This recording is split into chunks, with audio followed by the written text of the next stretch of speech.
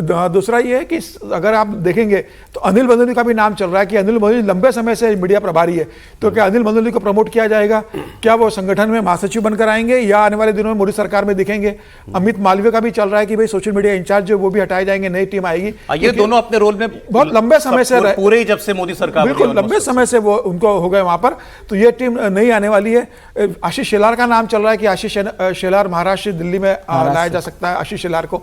तो आशीष शेलार की तेज नेता है वो भी, हाँ वो भी है, तो आशीष शेलार को क्या लेकर आया जाएगा? तो ये तमाम नाम चल रहे हैं। इसके अलावा कई ऐसे नाम भी चल रहे हैं कि जिनको लगता है कि भाई महिलाओं के रूप में लाया जा सकता है। राखी राठौर के नाम की चर्चा भी चल रही है राजस्थान से कि उनको दिल्ली किसी रूप में लाया जा सकता है। इसके अलावा पाटीदार जो राज्यसभा सांसद है उसका नाम भी चल रहा है कि वही महिला है, ओबीसी है। बीजेपी पे ये प्रेशर होगा कि भाई इतना माहौल बनाया हुआ है महिलाओं के नाम पे महिला आरक्षण का, तो कुछ उनको ठीक ठाक रिप्रेजेंटेशन मिले, ये भी देखना भी तो चाहिए ना।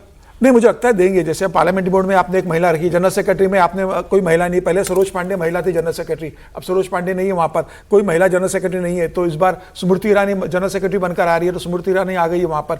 तो क्या अब पार्लियामेंट्री बोर्ड में सुधा यादव की जगह कोई आएगा? राष्ट्रीय सचिव में पंकजा मुंडे है, तो क्या उनकी जगह कोई और आएगा? 3 महिला राष्ट्रीय सचिव है, तो टीम देखना पड़ेगी क्या हो गया। मीडिया में क्या नए लोगों को लेकर आते हैं? 30 लोगों की टीम है मीडिया में, तो बहुत हटने वाले लोग उसमें से। जैसे राज्यवर्धन राठौर है, तो संभव है कि वो मंत्री बन चुके राजस्थान में, तो राज्यवर्धन मीडिया टीम में, हाँ प्रवक्ता ऑफिशियल राज्यवर्धन राठौर, 30 लोगों की मीडिया टीम है। राज्यवर्धन राठौर प्रवक्ता है, राष्ट्रीय प्रवक्ता है। शहनाज हुसैन राष्ट्रीय प्रवक्ता है, राजीव प्रताप रूडी राष्ट्रीय प्रवक्ता है। कई ऐसे लोग हैं जो प्रदेश में लौट गए राजनीति में, और लेकिन वो राष्ट्रीय प्रवक्ता बने हुए, लेकिन वो कभी टीवी डिबेट में नहीं आते। तो मुझे लगता है अब ऐसे लोग हैं नए लोगों को। चलो ठीक है सर, एक बार शांतनु जी की बात भी आ जाए। शांतनु जी, अभी और यूपी का खास तौर पे जिक्र भी हो गया भाई, यूपी का इलेक्शन है, सबसे बड़ी जिम्मेदारी मतलब चुनौती तो वही है, तो जरूर है उसको देखते हुए ये सारे परिवर्तन जरूर होने। जो अभी नामों की चर्चा हुई उसमें एक तो जो कंसिडरेशन रहेगी बिल्कुल रहेगी, जो स्टेट्स होने वाले हैं उनको तवज्जो मिलेगी, और बाकी नामों की चर्चा करना था कि भाजपा में खतरे से खाली नहीं है। हम लोग कुछ नाम, नितिन नवीन जब नाम आया तो हम लोगों की सारी अटकलें खराब हो गई। लेकिन जैसा अभी कहा कि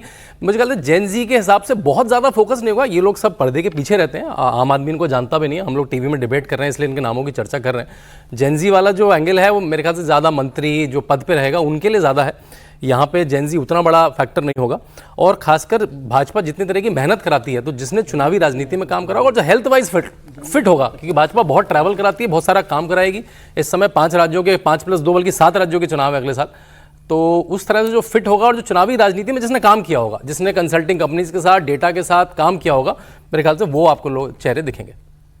अब जो थोड़ा मतलब टेक इक्विप्ड, जैसे नितिन नवीन, जब नितिन नवीन का नाम आया तो मैंने कहा भी था कि उन्होंने जो भाजपा की कंसल्टिंग कंपनीज हैं 4-5, उनके साथ लंबे समय काम किया है, छत्तीसगढ़ के चुनाव में, झारखंड के चुनाव में, बिहार के चुनाव में, और वो लड़के बताते हैं कि उनको उनसे काम करना बड़ा कंफर्टेबल रहता है, उनको डेटा प्रेजेंट करना बड़ा कंफर्टेबल रहता है। तो उस तरह के लोग भी आपको, आप तो इतनी जगह जाते हैं, इतने अलग अलग तरीके के कार्यक्रमों में जाते हैं, बहस ही नहीं करनी पड़ती। अरे बाप रे, देखिए अगर भाजपा के नाम अगर कोई मतलब जेरोक्स भी लीक करा ले तो मारती है। यूपी वाले खुश हैं, पहले यूपी के लोग खुश हैं नई टीम से? यूपी के लोग तो ठीक है, बल्कि मैं जब हर्ष भैया ने कहा तो मैं उसका थोड़ा विपरीत था। मैंने कई लोगों से बात करी तो उन्होंने कहा खासकर जो क्षेत्रीय अध्यक्ष बने वो खासकर पुराने लोग बने, जैसे इधर नवाब सिंह नागर, वो पुराने लोग बने और वो अच्छे ऐसे लोग हैं जो चुनावी राजनीति के बड़े लोग हैं। हाँ, लेकिन हाँ ठीक है, नामों पर देखिए कभी आपका सेटलमेंट हो ही नहीं सकता। नाम है सर जो प्रमोट हो सकता है, अरविंद मेनन, अरविंद मेनन मध्य प्रदेश के संगठन महामंत्री थे, 13 साल संगठन महामंत्री थे। और अभी जो पूरे देश के अंदर जितने कार्यालय बन रहे हैं, जो जमीन खरीदी जा रही पूरे हिंदुस्तान में बीजेपी के कार्यालय के लिए, उसके इंचार्ज है वो।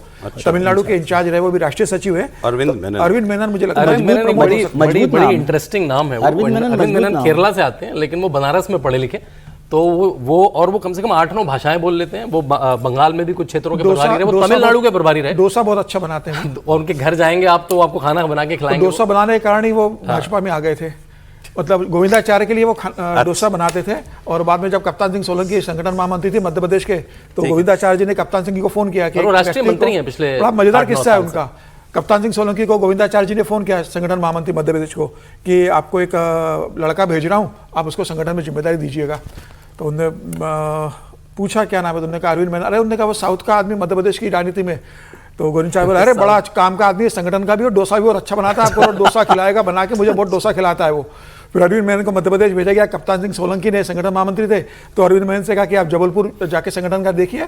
बहुत मेहनत की अरविंद मेनन ने, बढ़िया किया। शिवराज सिंह चौहान जब मुख्यमंत्री बने उसके बाद वो संगठन महामंत्री उस समय वो बने और लंबे समय वहां पर रहे, और फिर नेशनल टीम में उनको राष्ट्रीय सचिव करके लेके आए। तमिलनाडु के संगठन की जिम्मेदारी थी उनके पास चुनाव की। बस अब इसमें मतलब क्योंकि सबसे ज्यादा चर्चित नाम स्मृति ईरानी जी का ही है, तो जरूर है उस पर बहस होगी। लेकिन ठीक है, वेल डिजर्विंग, बहुत काबिल हैं। क्या अनुराग ठाकुर आएंगे? कैसे 5 बड़े मंत्रालयों की जिम्मेदारी वो देख चुकी हैं। अनुराग ठाकुर युवा है, अब सरकार में नहीं है, तो अनुराग ठाकुर की वापसी होगी संगठन में। समीर जी, अनुराग जी को आप फिर ये सुनेंगे दुखी हो जाएंगे।